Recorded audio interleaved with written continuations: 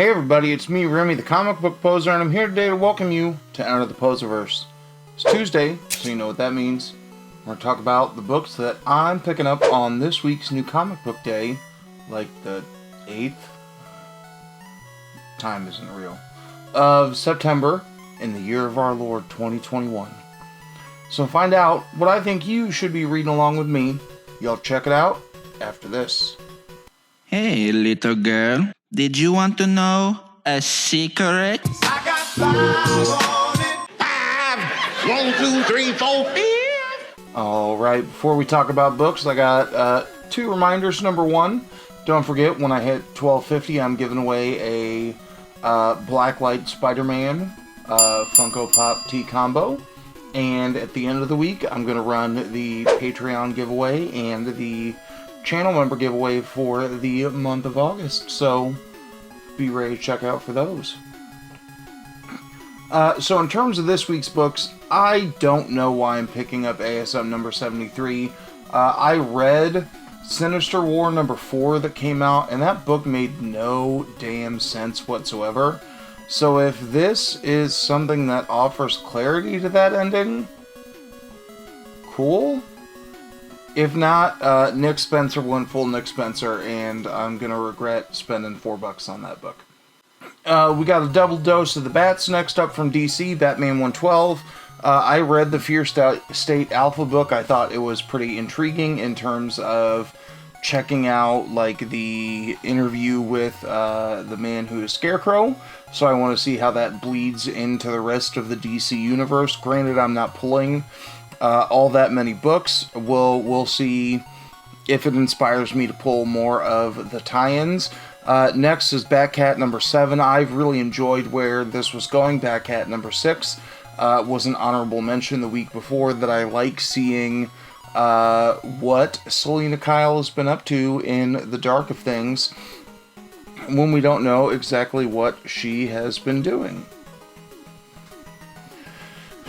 2 more DC books coming up. Black Manta number 1. I don't know why I'm pulling this either. I figured I'd check it out. We'll see if I hate it because I don't like Aquaman.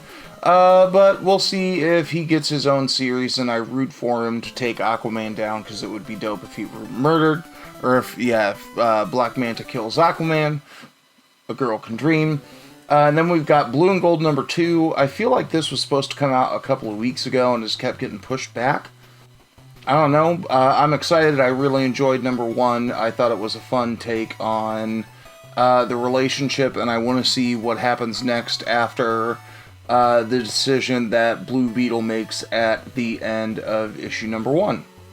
Next up from Cave Studios is Bountiful Garden number 1. I loved this book. This is something that I got to preview a while ago on the blog, and I think I put a link in the description down below.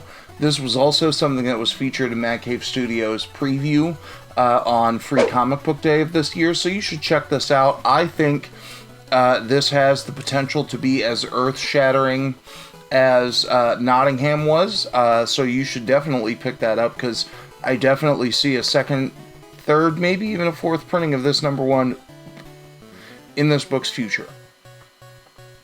Our first Marvel book of the week is Daredevil number 34. I really have enjoyed this, especially in terms of the multiple bullseyes that exist, in terms of looking at Elektra playing with the mantle of actually becoming Daredevil, and then looking at the sting operation that Daredevil himself is working on in the prison side.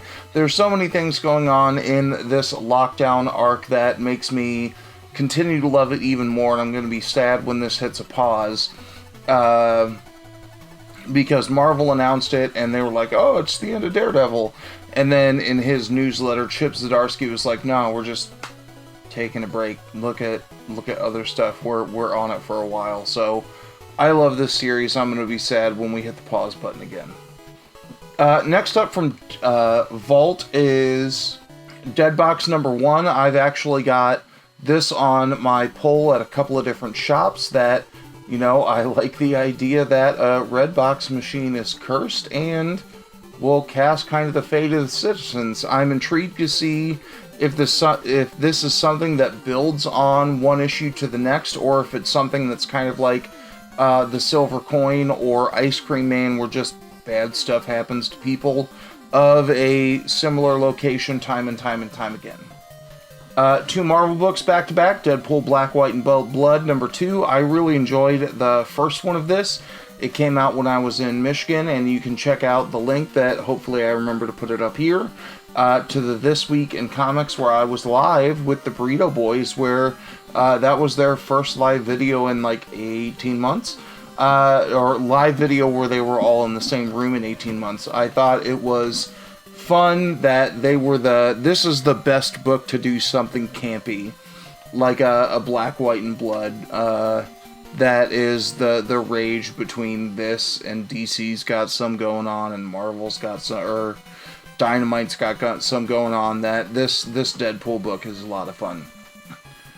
Next from Marvel is Defenders #2. I really enjoyed the first one enough to check this one out. I'm becoming a bigger fan of all of the stuff that Al Ewing is doing, so we'll see how I feel in terms of looking at more of the birth mother of Galactus and other things.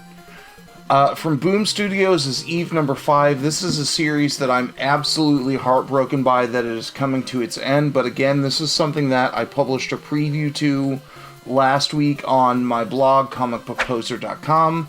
I really enjoyed it. That I think this is one of the best endings that I've seen to any kind of miniseries in recent reads, recent history. So, you know, chef's kiss to the team. There's, you know, books are just going to have to blow my pants off for Eve not to be in my top 5 this week. Excalibur 23, I'm behind. Extreme Carnage Toxin #1. I've enjoyed enough of these kind of Toxin one-shots from the Extreme Carnage take that we'll see if things continue to build into a bigger universe that makes sense for either the next run of Venom now that Cates is off of it, or if we get another big, you know, Absolute Carnage-esque event that reaches across a bunch of different titles. But these are entertaining enough to me. Next up from DC, we got Green Lantern #6 and the annual this week. I don't know what order I'm supposed to read them in. I'm gonna guess that it goes 6th and then annual. I've enjoyed this run a little bit more than I did season 2, only because it feels like a coherent story.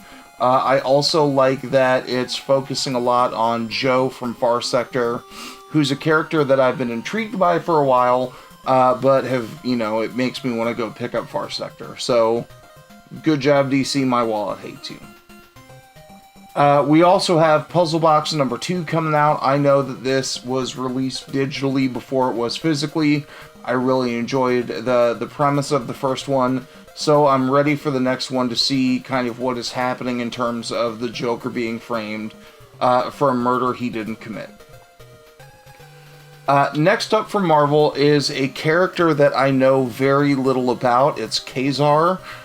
We've got Kazaar, Lord of the Savage Land #1. Literally the only reason why I'm pulling this is because Zach Thompson, who's done a bunch of body horror stuff for indie publishers that I'm madly in love with, is on this run. So I didn't know this was coming. I was lucky enough to be able to put it on my pull before final order cutoff, which is also why you see the Marvel Tales connected to this as well, that I will read the Marvel Tales to see, if I can get enough of my Kazaar history to understand what is going to happen in the, Lord of the Savage Land run by Zach Thompson, but I'm very excited for it.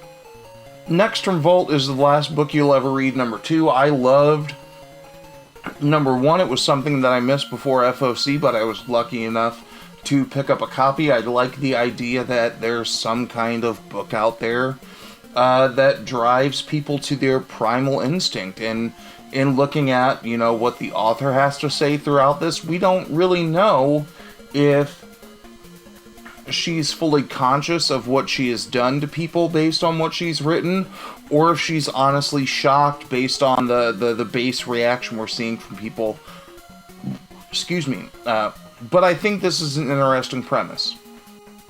From Dark Horse, we get Masters of the Universe Revelation number 3. I think this is a 4, where we see some time jumping. We see Orlax take down Randor. We see that He-Man is playing out more of the relationship that he's got to the sword power, and, you know, whatever relationship Skeletor is playing into all of this. I still haven't watched any of the Netflix series, and I'm meaning to do so pretty quickly.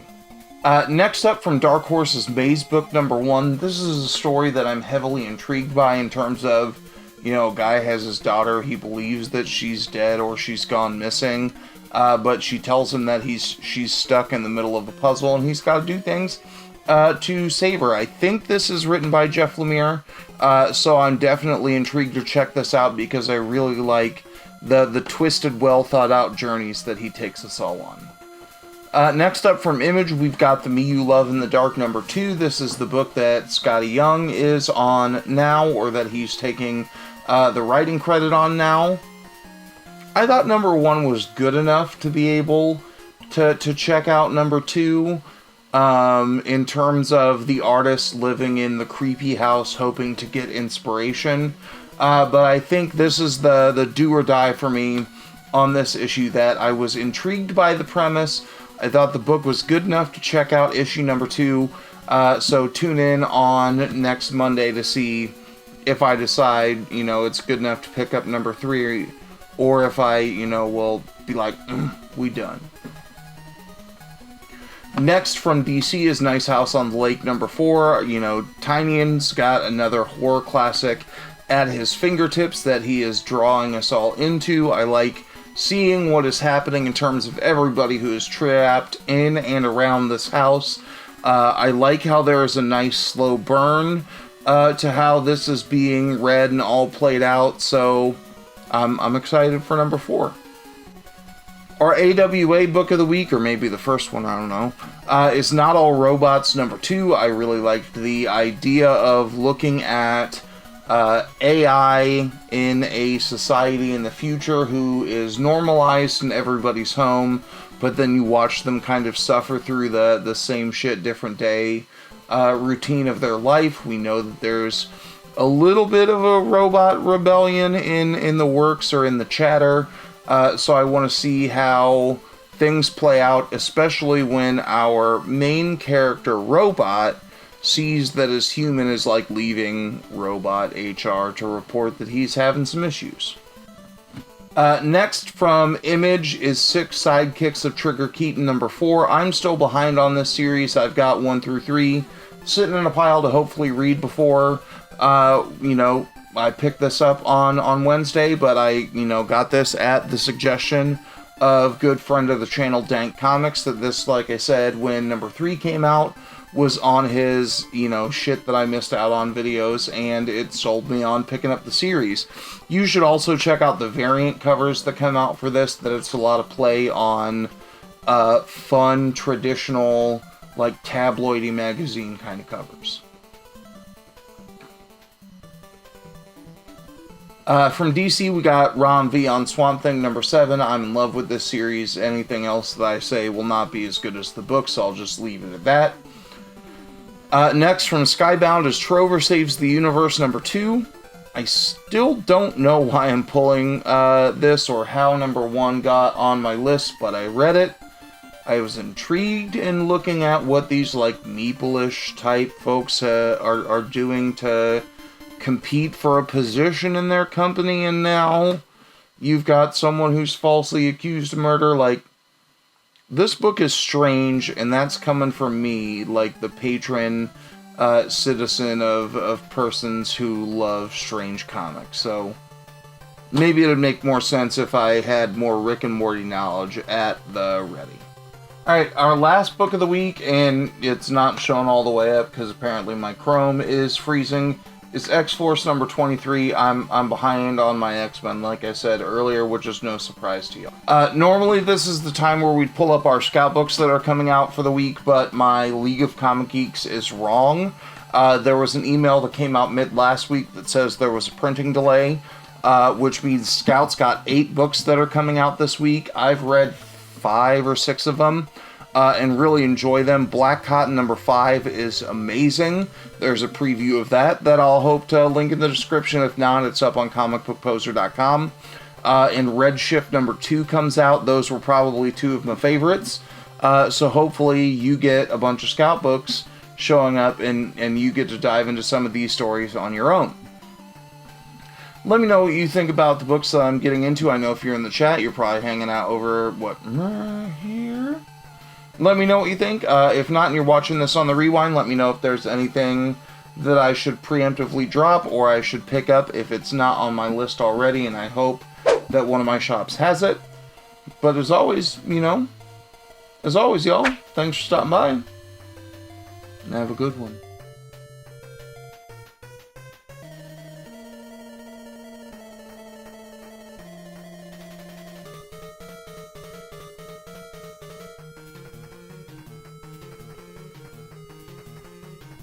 Hey, little girl, did you want to know a secret? I got 5 on it. 5, 1, 2, 3, 4, 5.